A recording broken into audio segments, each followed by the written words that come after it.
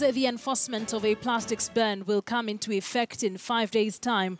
Addressing the media earlier this morning, Environment Permanent Secretary Charles Sunkuli, however, stated that bags for disposing garbage and other hazardous chemicals are exempted from the ban.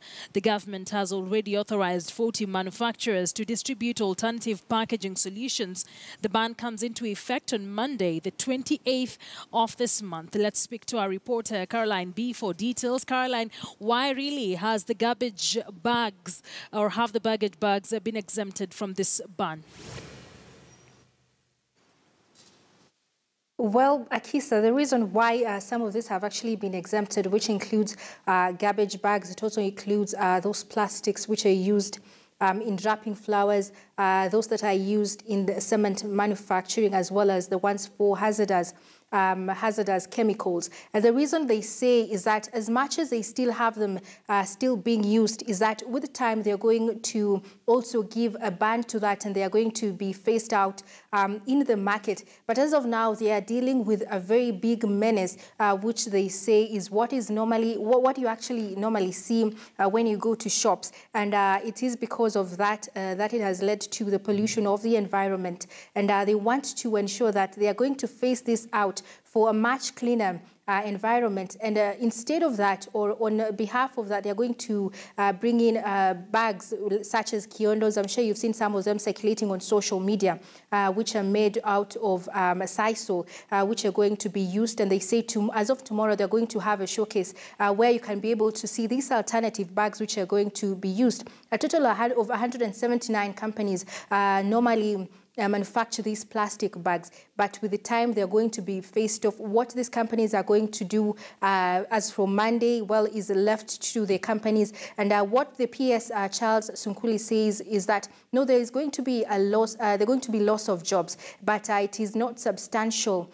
For that, since, well, the rural women are also going to manufacture kiondos and other alternative bags, it's also going to bring in employment. But remember, some of the plastic bags which are going to continue being used are those from the garbage, collection of garbage, as well as the cement and the flour packaging of flowers, which are going to continue being used as from Monday. And they say that they've done enough education to the public, especially in the rural areas. They've engaged the media to ensure that they have reached as many people as possible on this information, so that when it comes to Monday, they will not be caught by surprise on this ban, which was gazetted on February of this year. And come Monday, they are going to have law enforcers all over to ensure that people do not have these plastic bags or are not caught with plastic bags. So tomorrow there will be a showcase on what will be used on behalf of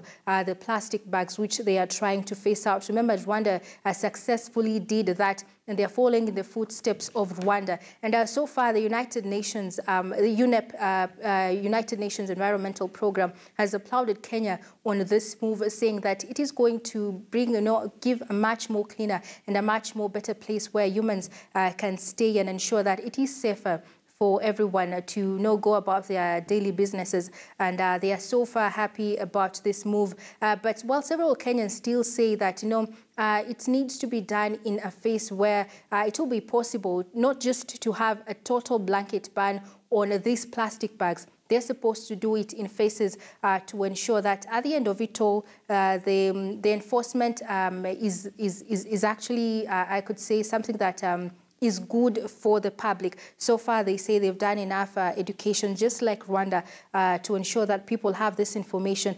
Come Monday, they will not be caught unawares. Akisa? All right, let's take a look at what the Principal Secretary, Charles Sunkuli, said. Then we can continue the conversation, B.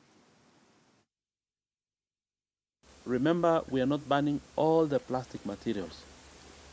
Most of these industries produce multiple products. The carrier bags is just one part, one single product.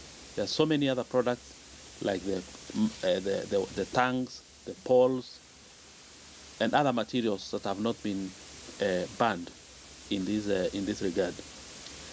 And remember that one of the questions that has been raised is that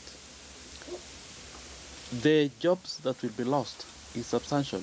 there is no adequate statistics to confirm that that is the number of jobs that will be lost. And at the same time, in terms of food packaging at the source, at the industry level, we expect that they be labeled to know who is manufacturing this and to what user, who is the user of that product. So Caroline, for you, have you gotten rid of all the plastic bags you have in your house?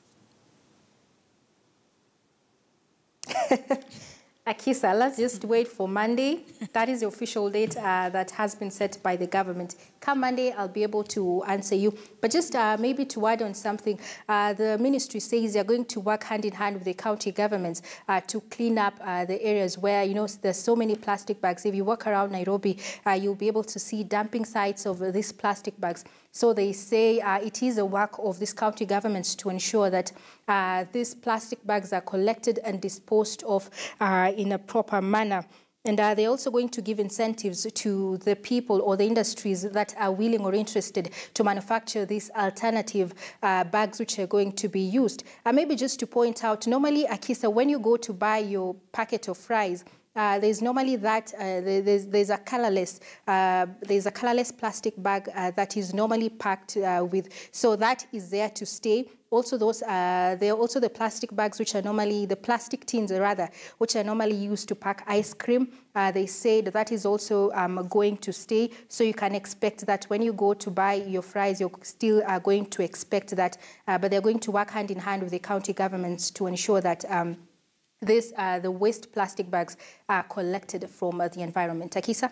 Caroline Beer, reporter there, joining us from our City Centre studios. And that conversation brings us to a suitable question. At this hour, we ask, do you support the move to ban plastics in Kenya? Do you support the move to ban plastics in Kenya? I'd love to hear the reasons you have. So tweet us at KTN News and at Akisa Wandera. I'll definitely be going through a number of your tweets just before the end of the program. And still on matters plastics,